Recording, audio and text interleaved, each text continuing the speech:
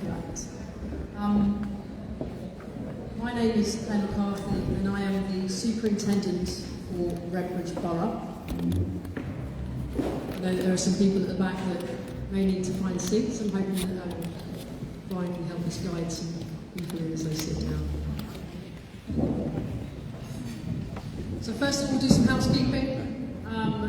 If a fire alarm goes off, we're not scheduled to have any practice. It won't be a false alarm, so please do use the fire exits. They are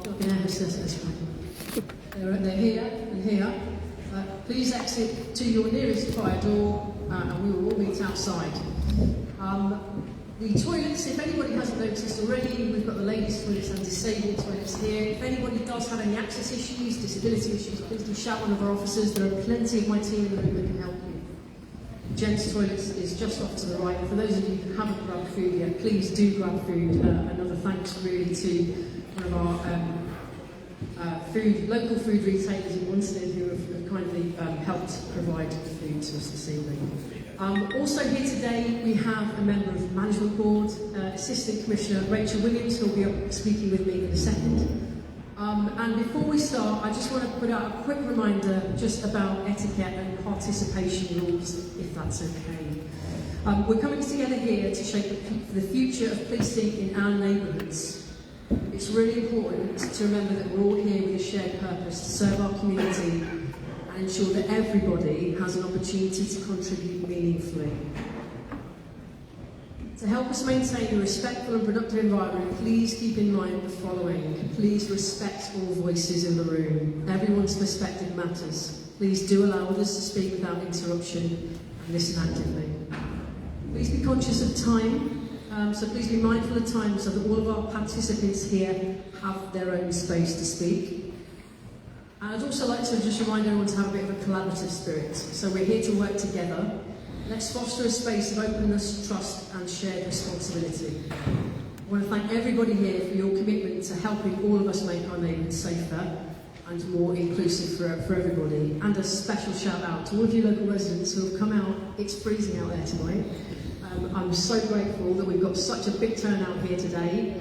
And my job now is to make this evening as best as it possibly can be for all of you. Last really important housekeeping point, right? So please turn your phones off. Can you all take a moment just now to check your phones? Because every NMFL event we've had so far, somebody's phone's gone off at a critical point. And again, just to be respectful of everybody's time and space around you, you don't want to be the person that gets fined by your table for the mobile phone.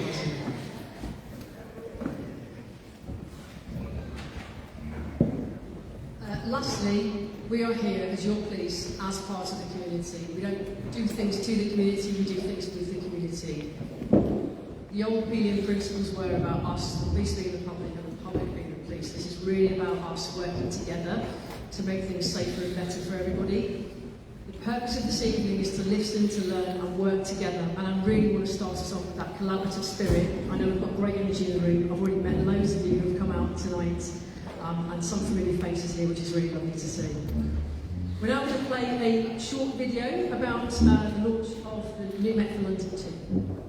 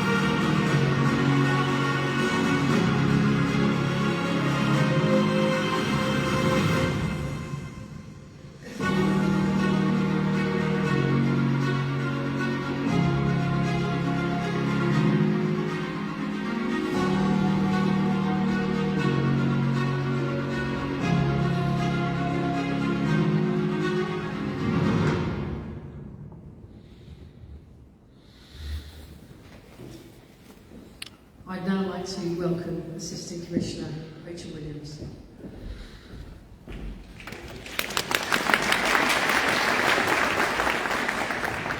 Thank you all, and thank you for such a warm welcome on what is a very cold evening. I won't apologise for wearing my jumper. I'm absolutely freezing, but hopefully we'll get some warmth and we'll get some feedback coming in through the room, and hopefully we will be able as a group this evening to talk more around our challenge of delivering for you the best services for London.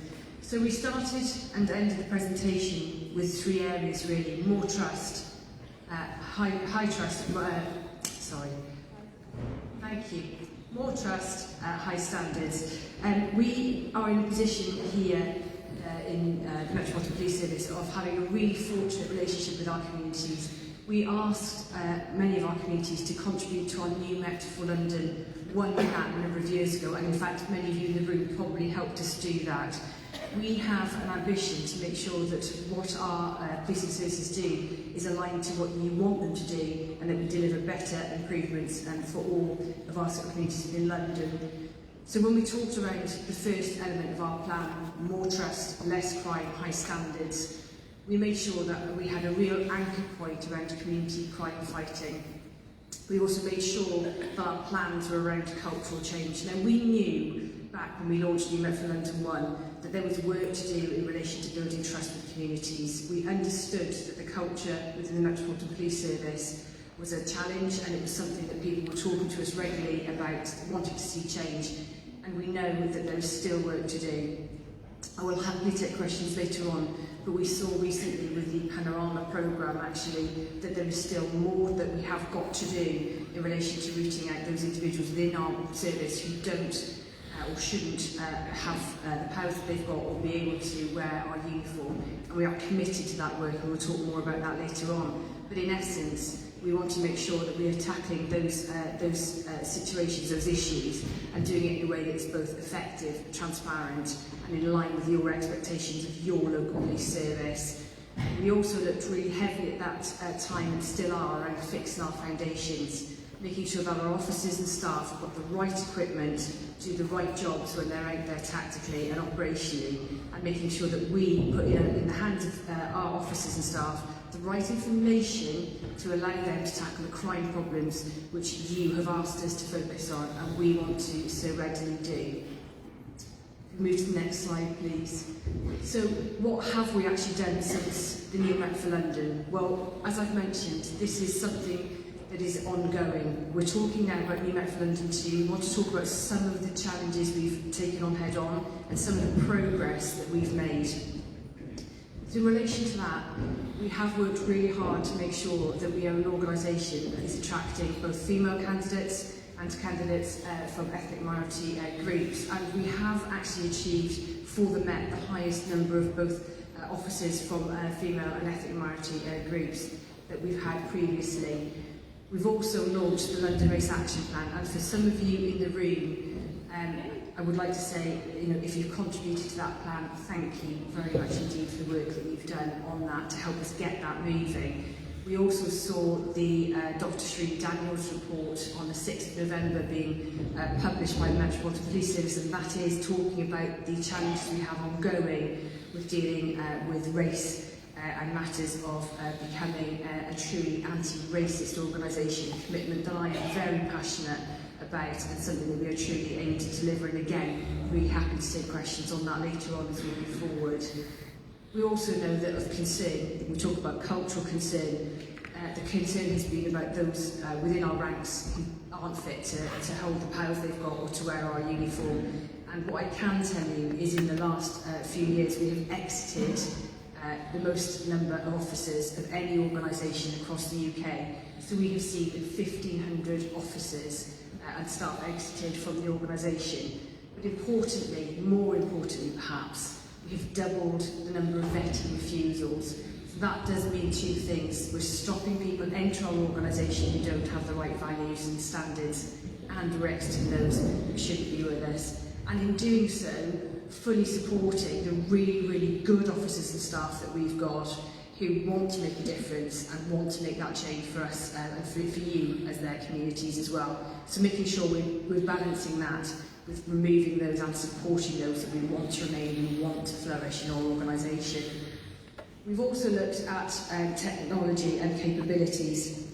Now, policing historically has always wanted to keep up with crime and criminals, and to do so we need to find ways to invest in new technology and take opportunities to take the fight into the criminality space in the way that criminals use technology to advance their crime patterns and behaviours.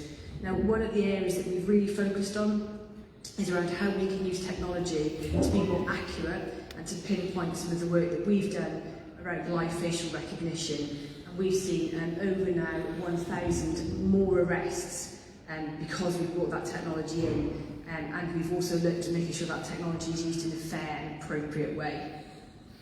We've also looked at actually what training and support we've put in place for our officers and staff, so giving our staff and officers the best opportunity to deliver those services that you want from us. Now, in order to do that well, we know there's been areas around leadership that have been either of concern, or HMIC or others have pointed out to us, or our own staff and officers has asked us for additional help and support on. So we've really invested in that leadership training.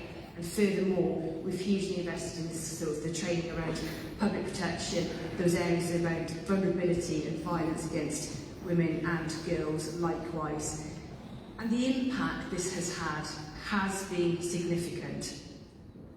We have seen, as a result of the efforts that we've put in, following the consultation, advice and work with yourselves, that we have managed to cut neighbourhood crime by 16%, or take it down by 16%. We also know that murder as a crime type is down. And that stat says that murder in London is at a 5-year low.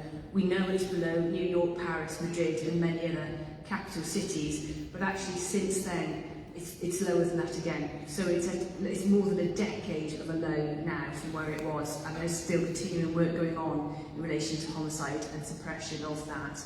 We also know, in terms of London, that the violence here is lower than any of the other UK large cities.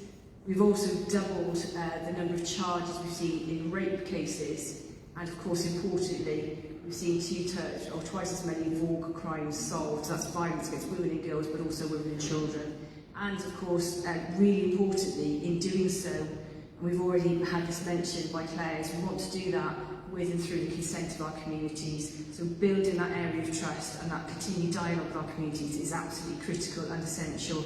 We are pleased to see that we have 81% of Londoners agreeing that the Nets do a good job, but for us, there's 19% of Londoners that we still need to do more to persuade that we're doing a decent service for, and we're continuing with that. Next slide, please. So, we've talked about New Met for London 1. We've talked about the fact that we've taken on board what was said to us a few years ago, and that we've delivered some real tangible differences through the work that we've undertaken and with your ongoing support. But there's so much more to do, and we know that. So we will see in the next phase now of New Met for London a continuation around that community crime fighting and that culture change and that fixing our foundations that I've talked about. But also we want to make sure that we're enabling this work by putting community crime fighting first. And really importantly, and I think we're really blessed to have partners in the room with partners, because we know policing is not able to deliver the services and the changes that it needs to do in isolation. And to do that well, we have to do it with and through and with the support of others. So really focusing now furthermore again on that partnership element. So what are we going to have a greater focus on as we move forward? Well, we want to reduce serious violence in London. We want to have a real focus on gun and knife crime, because we know that is a real concern, and we know that is something that communities want us to focus on. We also know that, and I think the posters notes this evening are helping us with this again, but we need more work and to do more around reducing crime and antisocial behaviour in London neighbourhoods. And of course, tackling the offenders who cause the most harm to women and children. And of course, overall, we want to improve the quality of service to victims and the public. And to do that, we need to be listening really, really well about the services we deliver and how we make those improvements to take that organisational learning forward to deliver efficient and really good services. We also know that we need to spend less time on non-crime to make sure that we're focusing on the things that really matter. We also know that, and I've mentioned it already, we need to find ways to boost the use of technology and AI and other tactics to make sure we're as efficient as we can be. And of course, that we work in partnership, in true partnership with others across and within London to deliver those effective services in a sustainable way. Next slide, please. And we have to do all this in an environment where we know money is really, really tight. And we know the Met is shrinking, and we know that this is something that many of you have spoken to us about. We are having to make tough choices. We're having to make difficult decisions. Some of those have been about where we deploy our officers, and some of them have been about how often and how widely we offer services such as front counters. I know, again, the area of front counters is something that causes some concern. Again, if we want to talk about that later on, I'm happy to take questions on that one. But what we have done is looked at focusing our resources in the areas that we know are most important or most matter to you, and also give us that opportunity to really embed particularly that community crime fighting approach. So we've put 500 more officers into neighbourhoods, and that's both officers and PCSOs. And we also know in terms of high standards that investing in our professional standards department has been so critical to making sure that we maintain those really high standards and build that trust and that legitimacy. So we've seen 250 more officers move into the professionalism side of the Met to drive up those standards. We've also really focused on violence against women and girls in public protection, with 650 more officers and staff working in those areas. And of course, we've established neighbourhood superintendents and excellent neighbourhood superintendents in each of our 32 different boroughs, in order to make sure that we've got that focus on local delivery and local understanding. And finally, the thing that I'm going to ask for all of you, and even though we've asked you to turn your phones off now, and thank you for doing so, is please, when you sign up for Met Engage, because this is a new position, a new piece of technology for us in terms of it's an application whereby we can be in touch directly at a local level with local communities, and it's a two-way conversation that can be had. So it's not just about the Met pushing out messages about what we're doing, it's about us understanding from our communities what you need and what you want from us as well. So it is an opportunity to sign up to Met Engage, get local news, but also tell us about what's happening locally so we can effectively manage and direct our services to local need as well. And I think there's some really good opportunities within that to look at how we can both connect and maximise those opportunities to have a wider dialogue on that. I think I'm going to stop there, Claire, and come back to you. I'm happy to take questions later on, but I also want to give the opportunity to the local teams to talk about some of the work that's affecting Redbridge and you directly, so I'll hand back to Claire. Thank you.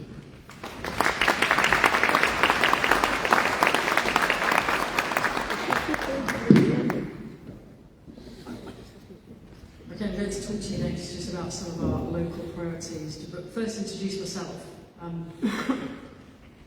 My name's Claire McCarthy and I am the old Redbridge neighbourhood superintendent, but I was also a Redbridge resident when I first joined the police.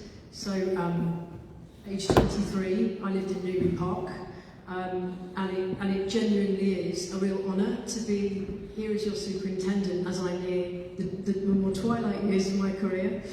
And I'm super grateful for my Borough Commander Stuart Bell, for BC Commander Stuart Bell, for selecting me to do this job, because genuinely I love being your superintendent. I work with some of the best teams I have ever worked with since being on this BCU, and to select a couple of people to talk to you today was a huge task. I'm going to bring in a couple of people to talk to you in a second, and you'll hear from lots of our officers today through your post-it notes and through the Q&As that we've got at the front here.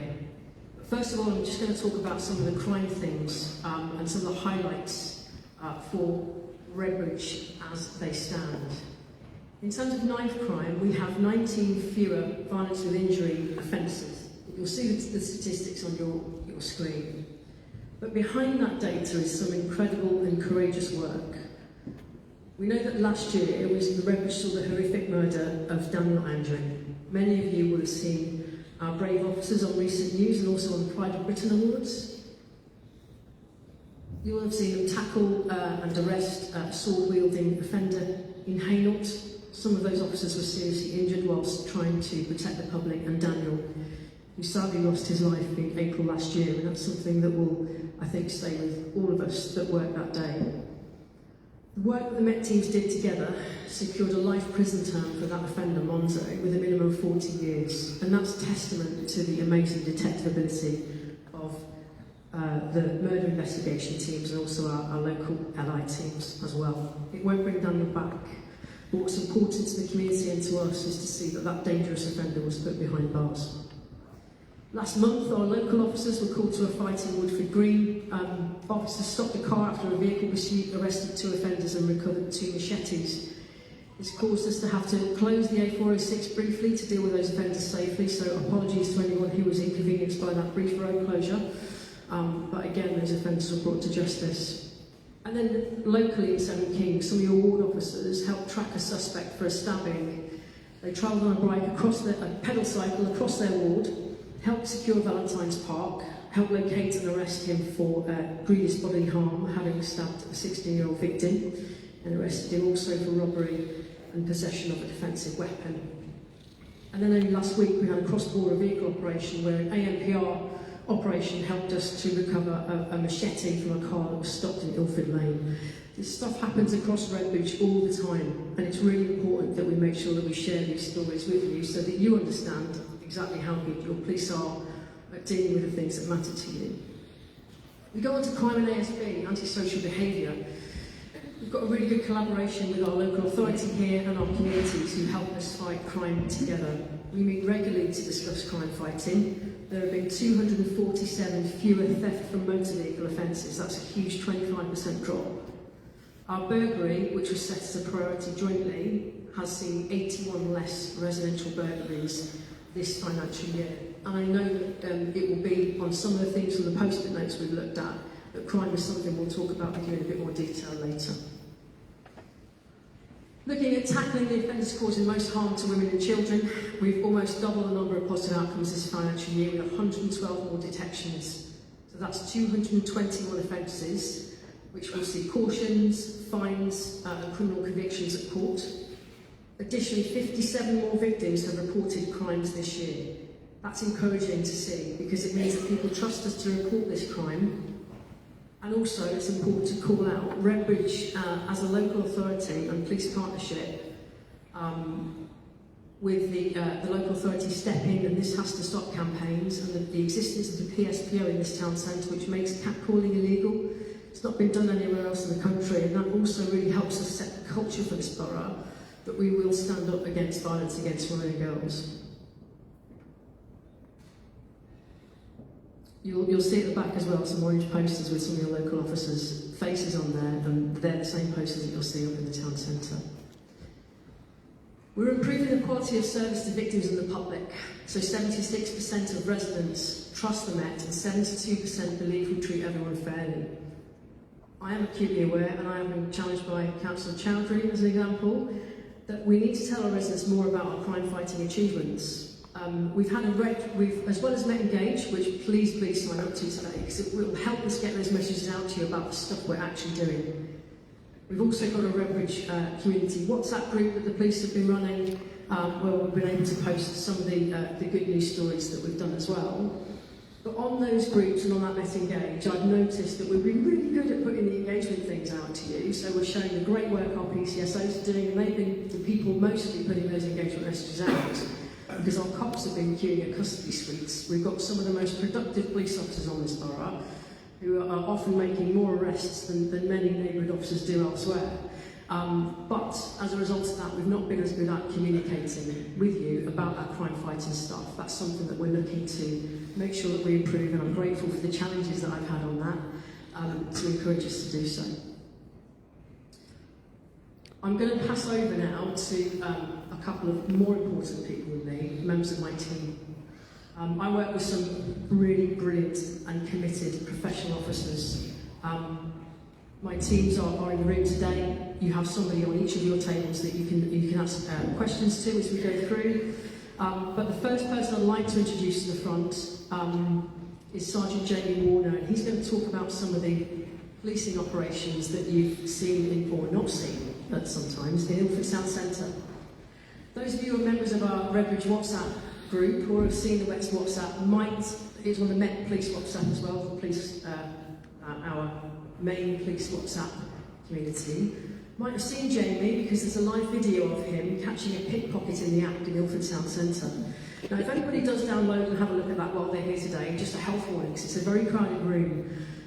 There's often an unintended reaction of fist pumping the air when you see him nab the offender in the act in plain clothes. So just a health warning if you do download it. But I'm going to welcome Jamie to the stage now.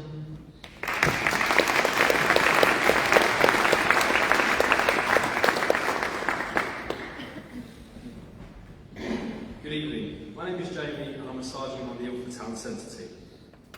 I've worked in Ilford for almost 4 years and can honestly say it's the best role I've had since joining the police 18 years ago. The reason I enjoy Ilford Town Centre so much is due to having a motivated and hard-working team of police officers, the variety of work available, the excellent partnerships we have formed and the visible improvements we have made. There have been numerous police operations based on a variety of different concerns raised by the community, all of which have led to praise and appreciation from residents and businesses. Some of the highlights are Operation Burley, which is an undercover operation tackling theft person offences such as pickpockets, ATM distractions and bank follow-offs, often involving vulnerable victims. For various reasons, offenders are rarely caught. However, between February and July this year, my team have arrested 28 offenders linked to this crime type, which has led to a total of 8.5 years of prison time and some deportations. This has been enabled through strong partnership work, such as crime prevention advice delivered by local stores to their customers, media campaigns displayed around the borough, and collaborative work with security teams. Then there's Operation Boroughs, which was focused on the antisocial behaviour and drug activity around Ilford train station. This was making people feel unsafe and anxious about being in this area. My team worked later in the evening in order to reduce the impact these offenders were having on the local community. Over the course of a month, we arrested 19 individuals for a variety of offences and stopped search 90 people. In addition to this, multiple people were issued with antisocial interventions, which is an excellent way of preventing these types of incidents and improving public safety. I've recently visited a store within this area who reports vast improvements are still present now, 3 weeks since the operation ended. Lastly, Ilford Town Centre has welcomed facial recognition operations into the town centre on 9 occasions so far, which has led to the arrest of over 50 individuals. These arrests range from thefts all the way up to allegations of serious harm. These operations provide an excellent opportunity to interact with general members of the public who are naturally curious of the technology. The reaction to these operations is nearly always positive. In summary, I'm proud of my team and the efforts we have put in improving the quality of life in Ilford Town Centre, and I thank those in the community who have supported us along the way.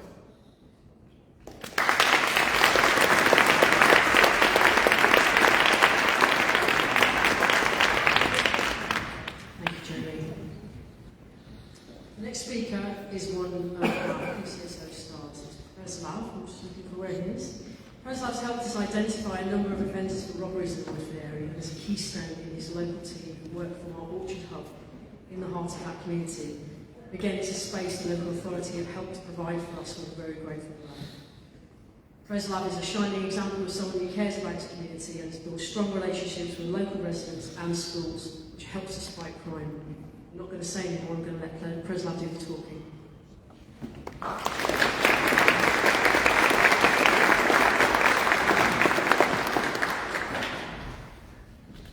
Good evening, everyone. It is wonderful to see you all here today. We are pleased to recognize a few familiar faces. My name is Preslav Zemnikov and I've been with the Metropolitan Police as a police community support officer on the Safer Neighbourhood team of Churchman's Road in Redbridge for the past 4.5 years. As many of you know, police community support officer serves as a vital link between the community and the police. Our visible presence in the neighbourhood helps build relationships with the public, supports police officers, reduce antisocial behaviour, and work closely with the council and residents to solve local issues. I'm currently based at Orchard Estate Police Hub in Woodford, which opened on the 30th of January 2025. The hub is helping us significantly by improving response times to local concerns, with officers now stationed within walking distance of our wards. My fellow business also now serves as the eyes and the ears of the Met, and the hub plays a key role at the heart of the communities we serve. It is an honour and privilege to have this opportunity to work alongside you all. I would like to share several highlights from recent months, but if I may, I want to focus on one particular example of community crime fighting, a collaborative effort between the police, members of the public, and Redbridge High School in Woodford. Earlier this year, we saw a rise in robberies targeting school children in our wards. These young people were at risk of being approached and robbed after school. This had a negative impact on our communities, and violent crime numbers were increasing. Using local data and a collaborative approach, we developed a community crime fighting strategy. Together with the school's management team, ensuring the right support was in place for the children, for the families, and the wider community. With the help of the school's leadership, parents, members of the public, and our local knowledge, we successfully located and apprehended those responsible. Following a foot chase, 2 arrests were made, resulting in a significant decline in robberies. This strategy addressed the root cause of the issue, led to proactive robbery prevention, and ultimately improved local policy and public safety. Community crime fighting plays an essential role in our work. It's a collaborative effort involving the council, the residents, and the police, working together to prevent and reduce crime by building trust and creating safer neighbourhoods. Our approach includes community-led initiatives and police community meetings, where we develop strategies to tackle local challenges. One great example is our new online platform, MetEngage, which enables swift and effective coordination around crime prevention. Many of us are facing challenging times, and now more than ever, we must remain all united to reduce crime in Redbridge and across all our boroughs. Police and enforcement officers continue to tackle crime day and night, 24/7, serving our communities and improving investigation outcomes. We are all here for the love of policy and in the value of helping others. There is no greater feeling than supporting the community, improving quality of life, and even saving a life. One of my colleagues recently did exactly that, saving the life of a vulnerable person. Their actions exemplify the community-focused spirit that lies at the heart of great policy. Ultimately, the public is the police, and the police is the public. We stand together for more trust, less crime, and high standards. Thank you very much.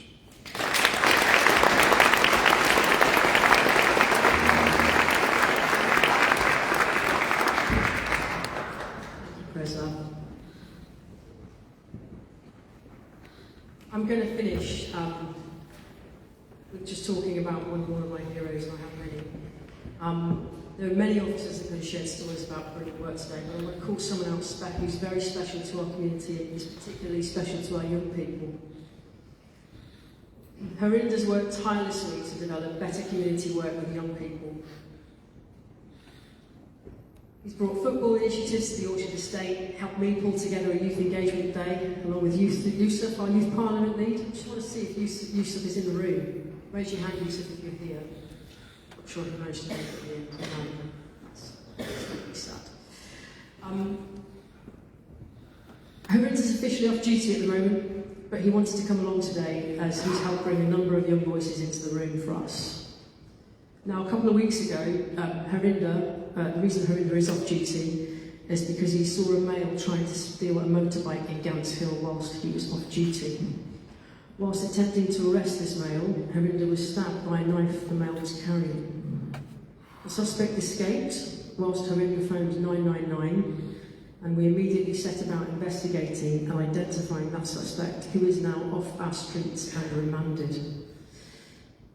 This was incredibly brave for Harinder to intervene whilst off duty, but knowing Harinder, having worked with him for a number of years on response team as well as on neighbourhoods now, it doesn't surprise me at all. I'd like everybody to join me in publicly thanking Harinder for being here and for being one of our role model officers, because we have these officers who work within your communities, whose families live within your communities, and who genuinely care whether we're on or off duty about fighting crime and what matters. So thank you, Harinder.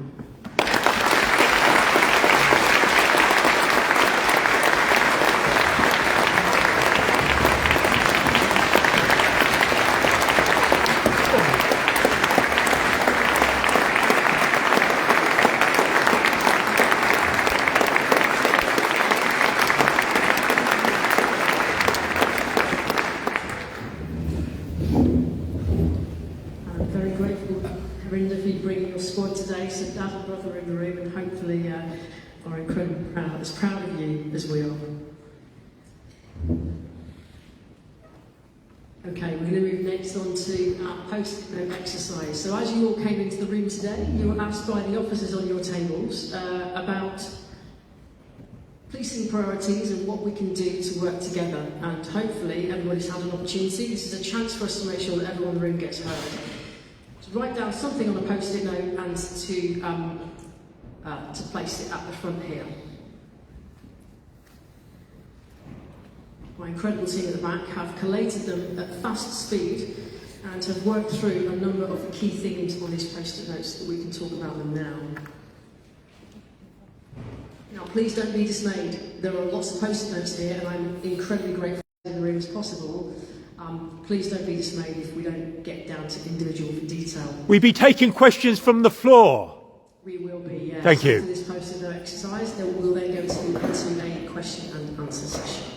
So first of all, we're going to talk about antisocial behaviour. We've had questions on the post-it notes about drug-related drug use, drug dealing, loitering in car parks, antisocial behaviour in school areas, and similar such topics. I'm going to invite my Chief Inspector Dave Holgate to briefly talk about what we're doing around ASD.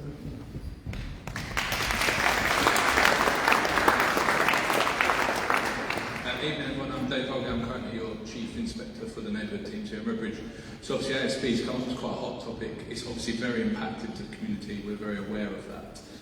It is quite difficult to get into the weeds of it and try and solve, so we do work with the council very closely on this because it's a two-pronged approach for us. So we have weekly meetings with the council to make sure that we share our intelligence across, so it's not just purely police focused. We work with the council to ensure that we're feeding data in from both sides. So if you feel like you're giving data to the council, it does come through to us. Equally, if you come straight through to us, we'll deal with that. That then feeds into our enforcement plans. We have a structured approach that will tackle that ASB. So it's not quick, I will caveat that, but it's a staged approach that we can work through to try and tackle this crime type in conjunction with the council. So it is quite tricky, and I know there's lots of questions, there's loads of post-it notes on it, so I won't steal loads of time here tonight, but please do come speak to me after, and we can talk through some of the stages that we have to go through to try and tackle this, so that it's not as impactful as it is on your lives and obviously the community, be that personal or business. Hopefully that's covered that off, but please do come find me after. Thank you. Thank you, Dave. And as we say, you've got loads of officers in the room. We can talk about individual stuff when we need to. The next thing that came up through the post-it notes was hotspots.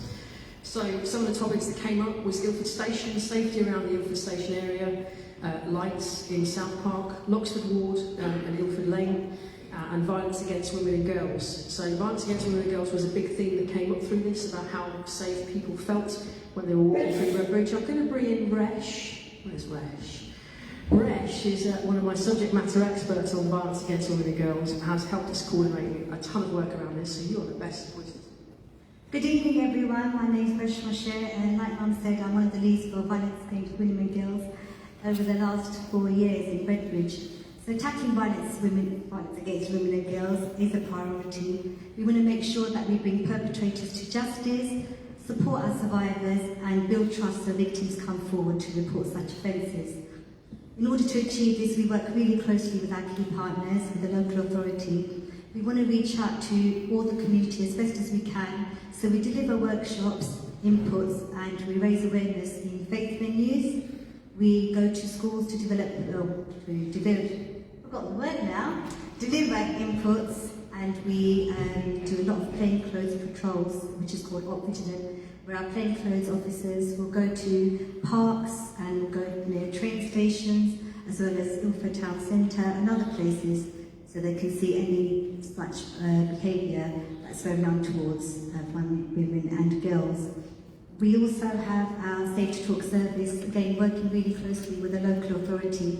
It's a safe space that we have every last Monday of the month at Forward Cross Library, where we work with a number of agencies such as independent domestic violence advisors, we have Reach Out, we have solicitors, we have immigration, and we have other services there.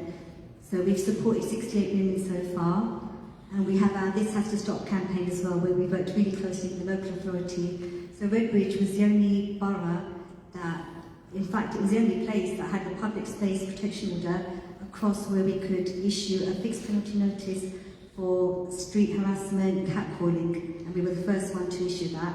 Some of these initiatives that we have in Redbridge are being replicated across other boroughs as well as other forces and constabularies. So there is a lot of work going on, and we go to have stalls in gyms. We work closely with Friendfords and St Orient, in football clubs and in other places as well. But I'm here at the end of the evening, so if anyone wants to speak to me about anything, then most welcome.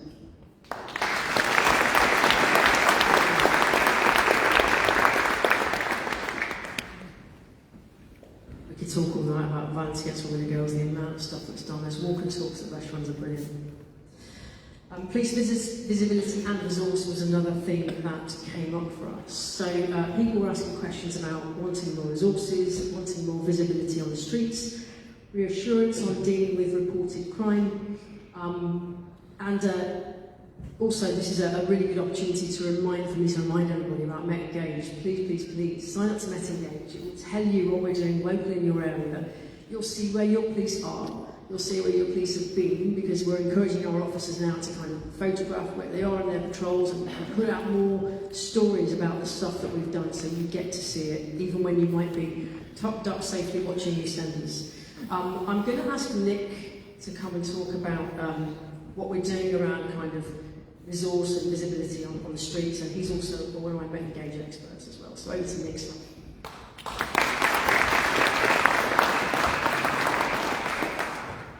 I'm Nick Sutton, I'm one of the inspectors that's after the neighbourhood policing wards here. So one of the major issues that we have nowadays is spreading police across the borough and BCU. So one of my roles is to make sure that we do it in an intelligent way. And that is to know that we're placing officers in an area that they're needed the most. Met Engage has been mentioned an awful lot of times already, but that just maybe shows the importance of it. It's the central function now for how we are policing London. And there's a number of things that Met Engage brings to us. It builds a relationship between our residents, our businesses, and our communities and the police itself. So this is your opportunity to also be a community crime fighter. You don't have to wear a uniform to be in the police, but you can help the police by letting us know what the issues are within your areas. The other thing that it does is it builds trust. Okay, trust isn't something that is just automatically given, it's these terms. So the way in which we do that, obviously, is you raise concerns with us when we talk them through and see what issues we can come and resolve. And that's how trust over a period of time is fixed. And finally, what it does is it brings us all into one room, Met Engage. So just as we are all in one room now discussing an issue that is important to all of us, Met Engage allows us to do that, but on a virtual kind of front. And it gets you known to your neighbourhood teams, you get to know your sergeants, your PCs and your PCSOs. So that's why it's vitally important. So just to touch on our resourcing, we are very much now intelligence and demand led. What that means is that we want to be in the areas that have the biggest issues, where we can have the best impact. And the only way we know about that is through intelligence and through other issues that are raised to us. And again, going back to Met Engage, this is your opportunity to say that in your street this is a problem that you're concerned about. So the way you do that is QR code, register your details, and then obviously you talk to your team. It is a one-to-one thing. It's private in as much as you can have a one-to-one conversation with. Thanks very much, folks.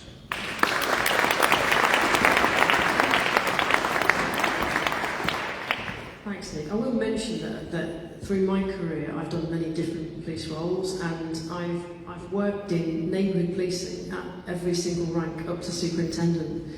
And even back as far as the year 2000, when I was a local ward officer, I would have residents complain to me that they didn't see me or didn't see police patrolling their streets. And some of those residents would be people whose house I'd walked past the night before with their curtains closed and they were watching TV. So I'd undertake them to knock on their door next time I passed just to offer that extra reassurance. But police visibility has been a real difficult issue for us to tackle as police, since as long as I have policed, people never seem to see us at the times that they want to see us, and then don't notice us sometimes as we go past. But we absolutely recognise that, and that's why we're trying to use technology so that you get a chance to see where we have been, where we are. If you look at the Met Engage platform or the WhatsApp group, as we've mentioned this evening, it will show you pictures of the kind of places that your officers have been, and hopefully that will also help reassure. But you're going to see a ton of activity across Redbridge over the next couple of weeks, because some of the operations we've been doing will be ongoing. We are going to come into crime next to that end. So other things that came up were things like theft and burglary, car theft has come up, bike theft has come up, residential burglary has come up, and phone theft as well. I'm going to invite Jerry, because I just want my leadership team to all get an opportunity to talk with me this evening. So in terms of crime, we run a monthly precision crime fighting forum across our policing teams, across all of the strands which help us as well, and also with local authority partners. We've got really good relationships with the local authority CCTV teams, who are well linked in with our town centre teams as well, and that helps us to be able to capture crime quicker in the town centre or other areas covered by CCTV. But there are a ton of other initiatives that go on. I'll start with motor vehicle crime, as I lead for it for SMT. We have several operations on the go for it. At the moment we've got some specialist teams in the area, and just as last week, around the borough, and our specialist teams that have AMPR access use that to help locate and find the vehicles. That and another system called NAS for using cloak plates for mission vehicles. So they did really well in that, and it does help out the units.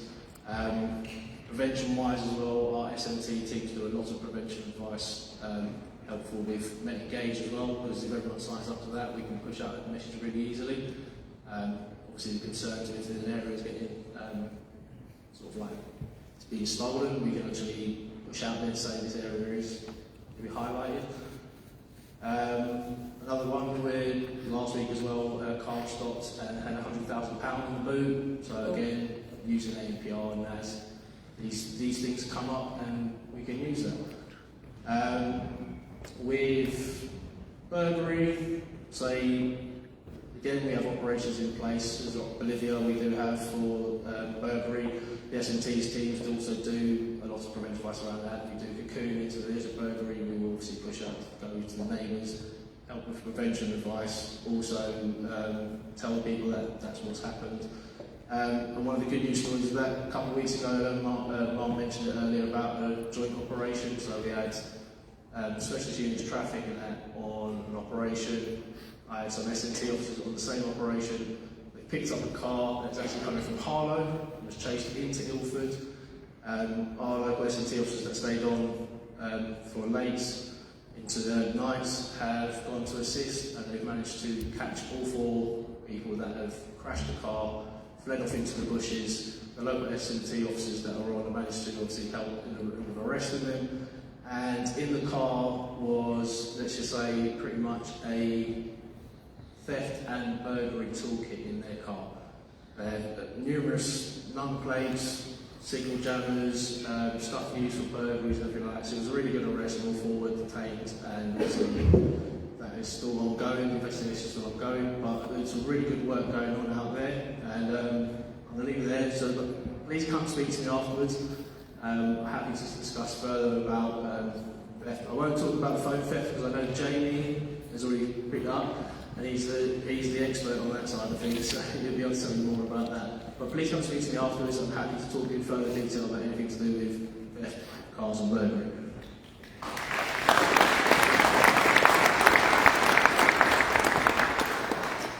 Thanks, Jerry. I only wish that we had some videos to show you some of those bits of work. It's been incredible. We're going to move on to our Q&A section now. So this is an opportunity for people to put hands on and for me to take some questions from the floor. If anybody would like to ask a question, please raise your hand, and either myself or my team will do our best to. The gentleman here, you were first hand up, I think. Yeah, thank you very much. We're going to bring a microphone to you. Sorry, I should have mentioned that in my housekeeping. We'll bring microphones to those who raise their hands. Thank you very much. I am Councillor Williams. I am Churchill's Ward, and Prez, who spoke earlier, is part of our neighbourhood team. He does an absolutely fantastic job. Thank you very much, Prez. One thing I would like to ask, it's great to have you there in the ward, in the police hub that the council provided the premises for. But if you start all your routes from there, how do you get to the other side of the ward? We do have people who are in parts of the ward who say they don't see police often enough. What would help you out so that you could have more face time with the public?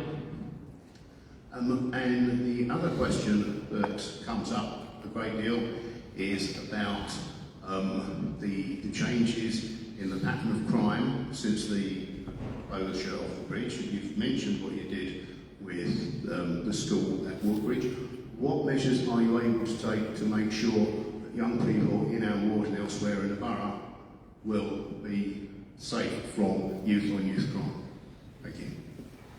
Thank you. So a couple of questions there. One was about getting to the other side of the ward, and the other was on youth crime.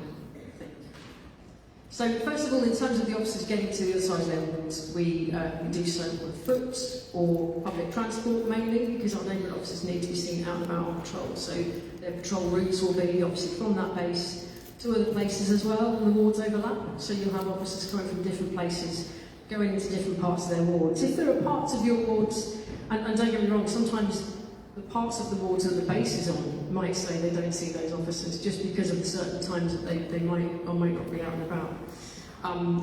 But this is a question that I would ask of the community of that area. We have a ward panel on every single ward, so all of you should know that you have a ward panel, and if you don't, please speak to our officers. We'll help you get signed into that piece of business. Your ward panel will tell us what matters, what local priorities we need to be setting. And if there are parts of your ward we're not getting to, I would hope the ward panel would raise it with us as well. We have a regular ward chairs meeting, which we run quarterly, as well as our Safe Neighbourhood Board. Noel, if you could just give us a wave. You're in the back of the room. So Noel kind of helps us to host the Safe Neighbourhood Board. We've got a number of ward chairs in the room. Can you show me a hand if you're a ward chair as well? Fantastic. So good to see you guys out here with us as well. So we are part of the community, you are part of the community. The important thing is that we talk to each other. If there are things that you're not seeing locally that you need to happen, please talk to your local team or talk to your ward chair. Sign up to Met Engage. So Met Engage is the platform where you will be able to have that two-way dialogue with your local teams. If you sign up to it, you can tell Met Engage the location that you live in, and it will put you in closer touch with your local ward team. You'll see on Met Engage what the ward teams are putting out in terms of where they are and what they're doing and what they've been up to and what the police priorities are as well. So please, that's helping the plea to sign up to Met Engage. The other aspect you talked about was youth-on-youth violence. Now, violence with injury, we talked about at the very beginning of this, but youth-on-youth violence is also a concern to many of us, and many of us that are parents.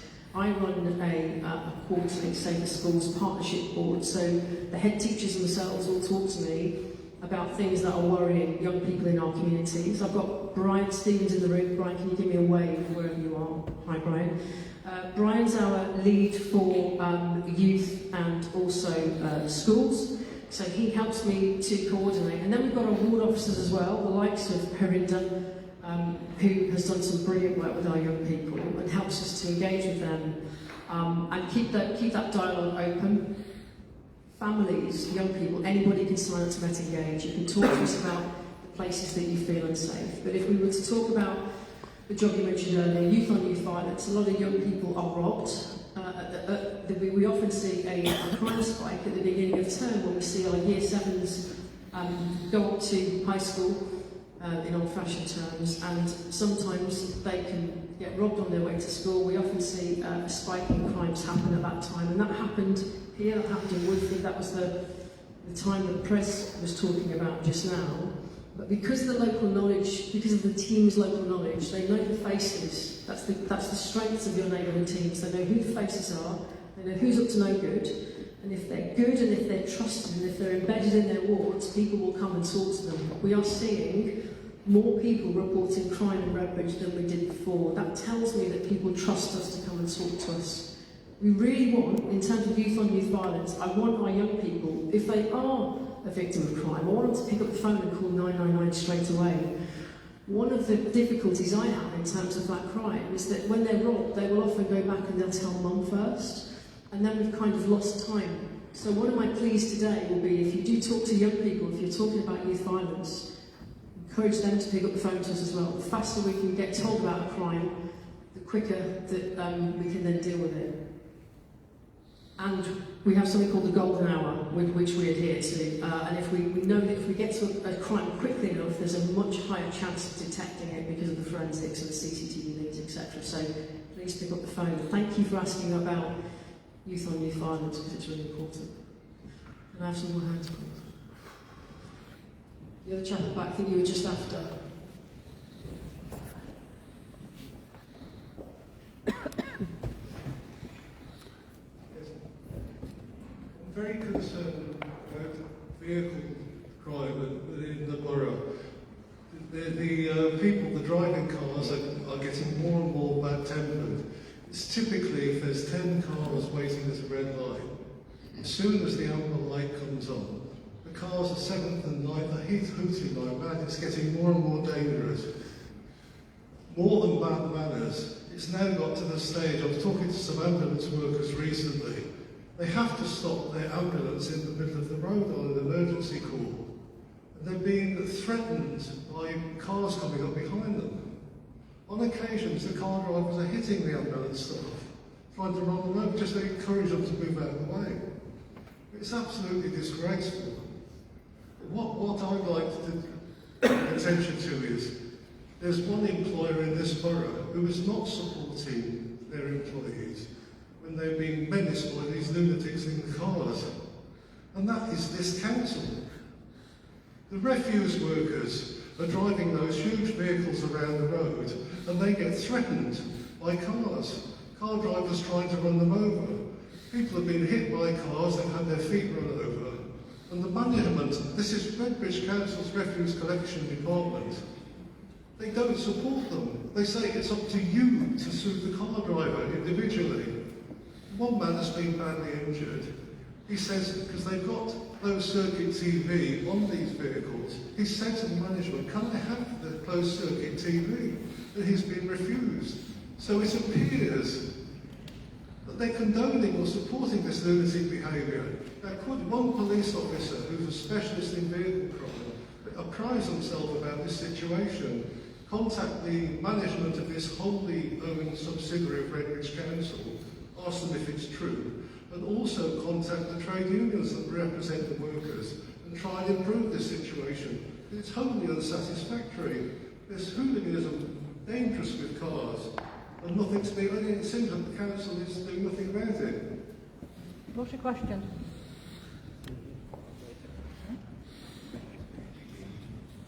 Thank you for that question.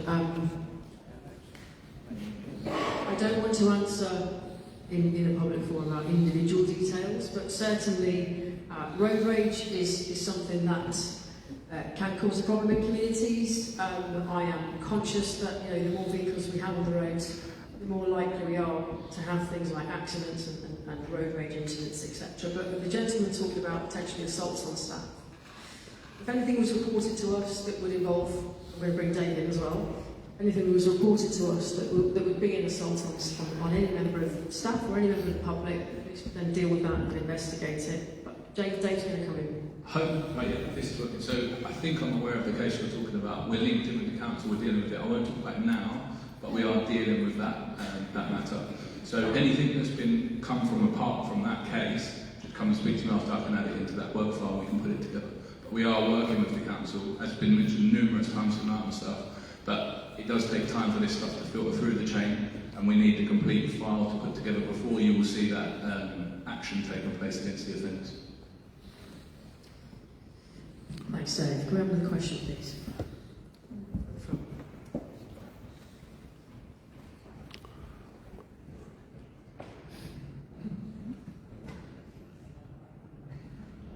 Hi, so I'm Linda from Loxford Board Panel Chair.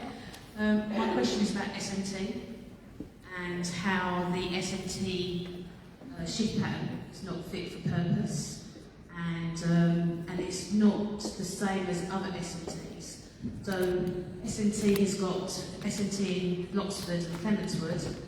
They say they finish at 11, even though there is a nighttime economy there, and I don't understand why that is. When I met Ilford Town Centre, and they were finishing at 1, and we do actually have our own ASB, and I don't understand why the issues are so more focused on the town centre when Ilford Lane actually opens later, and also there is no continuity still with the turnover of the officers, because I only know one police officer, one PCSO, I can't name any of the others. Okay, a couple of good points there. So first of all, the neighbourhood shift pattern for wards has been built, demand based for the times that the neighbourhood officers are best used on duty. Of course, we're in a world of finite resources. If we covered early, late and nights, there would be even less officers seen on the street. So we concentrate our officers to the times that they're at most need in terms of our demand and crime and the things that matter. I take your point on Ilford Lane being nighttime economy, and as is Ilford Town Centre. The Ilford Town Centre team are additional to the Ilford Ward team. So the Ilford Ward team will be working a similar shift pattern to what you described on your local ward and out in your wards. The Ilford Town Centre team do have a different shift pattern to that because they work in a different way. So your ward teams work, they're community based, they need to be there for kind of school run times as well as late at night for other patrols and reassurance, and also to work with partners and members of the public. We've also, don't forget, got other policing teams that work for the safety of Redbridge. We've got our incredible emergency response teams. They work 24/7, and they will be out to respond to things that work better late at night, in addition to any calls to crime that come out during the day. If we were to put those people or our teams out on foot patrol in Ilford Lane, they'd be less likely to be seen. But we do have them out there and able to respond to calls to police. I'm losing my train of thought. It's the time of night.